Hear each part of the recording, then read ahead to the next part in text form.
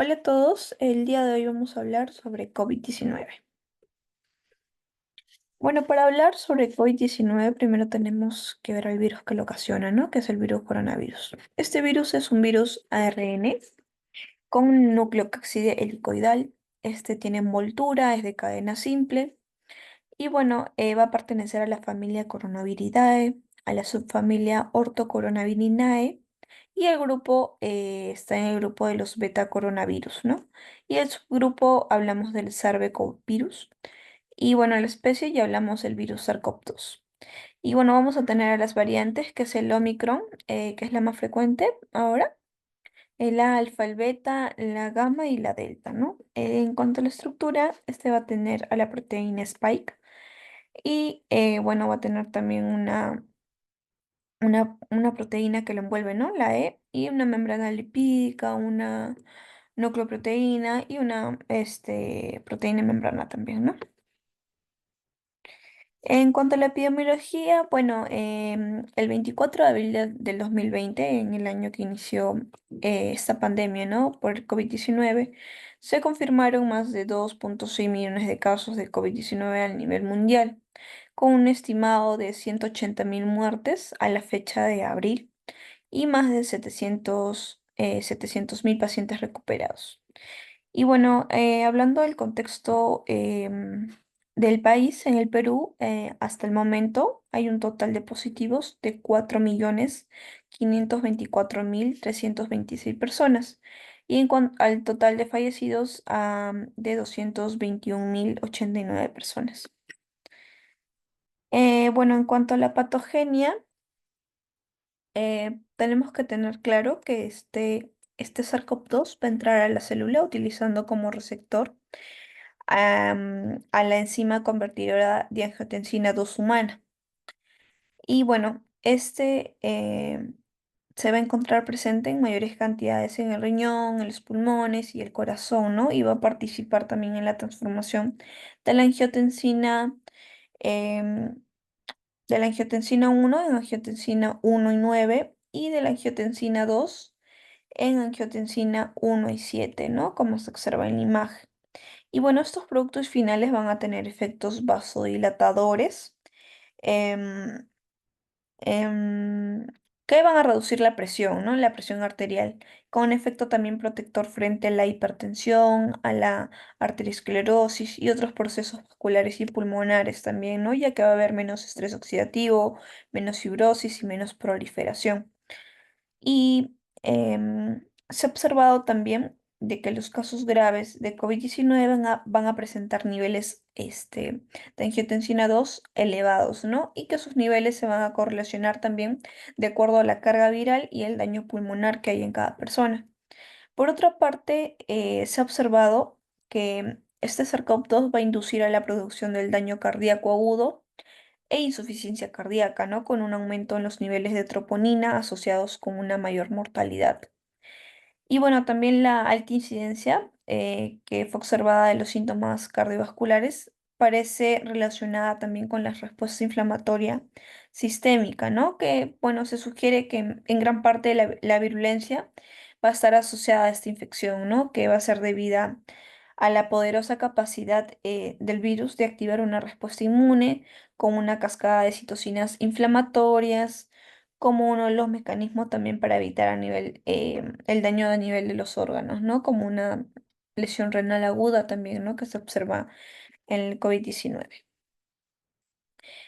Bueno, en el cuadro clínico, el periodo de incubación se estima entre 4 a 7 días, pero el 95% de los casos fueron de 12 días, ¿no? Sin embargo, hay otros estudios también en Europa que sugieren que puede ser de 2 a 14 días el periodo de incubación.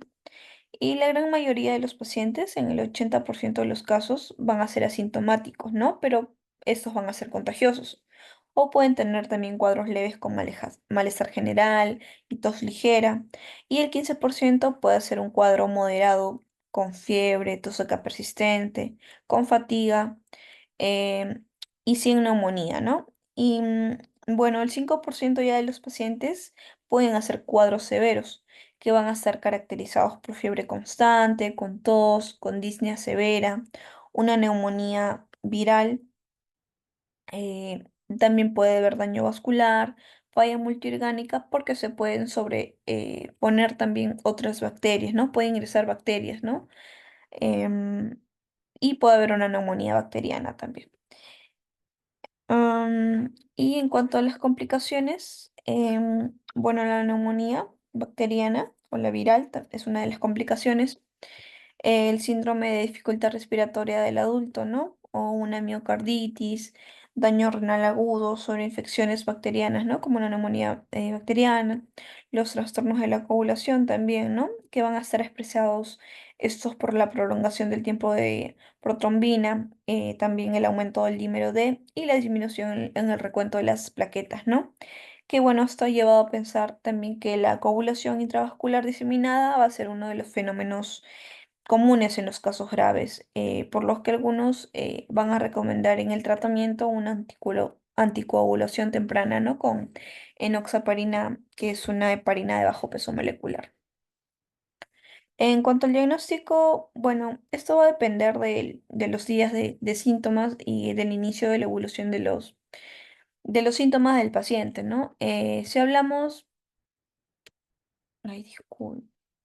Bueno, si hablamos de menor de 10 días, se le puede realizar al paciente una reacción en cadena de la polimerasa con transcriptasa reversa en tiempo real, ¿no? Una PCR, em, en muestra respiratoria, ¿no? Bueno, si este nos sale negativo, siendo acá el cuadrito, em, tenemos que ver si hay una alta sospecha de SARS-CoV-2 de acuerdo a los síntomas. Si no hay sospecha, ¿no? Entonces se le va a considerar como un caso descartado, ¿no? Como un resultado negativo. En cambio, si hay alta sospecha, aún con el resultado negativo de la prueba, se le puede repetir esta PCR en 48, 72 horas al paciente. Y bueno, eso también va a depender del resultado, ¿no? Si es un resultado positivo, ya va a depender el algoritmo terapéutico, si es leve o severo, ¿no? De acuerdo a los síntomas. Bueno, si hablamos de un resultado positivo, ya se confirma el caso, ¿no? De SARS-CoV-2 y entonces se va a seguir también el algoritmo terapéutico. Por otro lado, si el paciente viene más de 10 días de evolución del inicio de los síntomas, se le puede hacer las dos pruebas en serie si la primera es negativa. Se le hace también una PCR con transcriptasa reversa en tiempo real y una inmunoglobulina M y una IgG también, ¿no?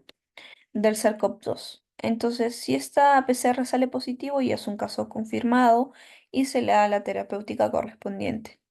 Pero si este PCR sale negativo y la inmunoglobulina M y la G sale positivo, hablamos de un caso probable, ¿no? Entonces se va a evaluar el resultado serológico en sí. Si hablamos de una IgM positiva, la infección va a ser reciente, ¿no? Y se va a seguir un algoritmo terapéutico. Pero si, bueno, acá es inmunoglobulina G, ¿no? La IgG positiva es una infección pasada, ¿no? O sea, tiene inmunidad. Y bueno, si hay síntomas activos, también se puede seguir el algoritmo terapéutico. Bueno, en cuanto al tratamiento, el tratamiento hasta el momento no hay algo específico, ¿no? No hay un tratamiento antiviral específico aprobado por la FDA. Y bueno, los pacientes con cuadros leves deben ser manejados sintomáticamente y aislados en su casa.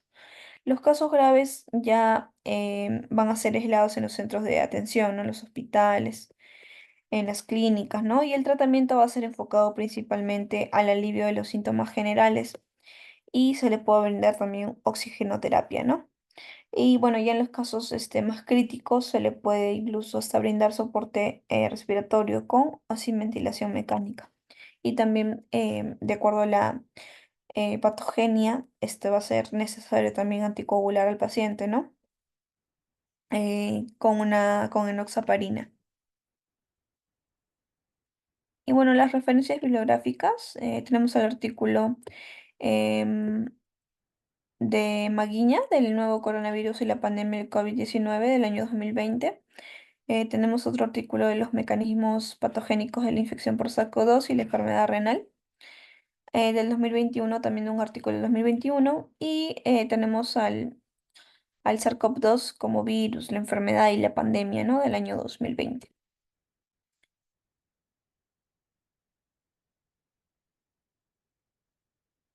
Y bueno, eso sería todo. Muchas gracias.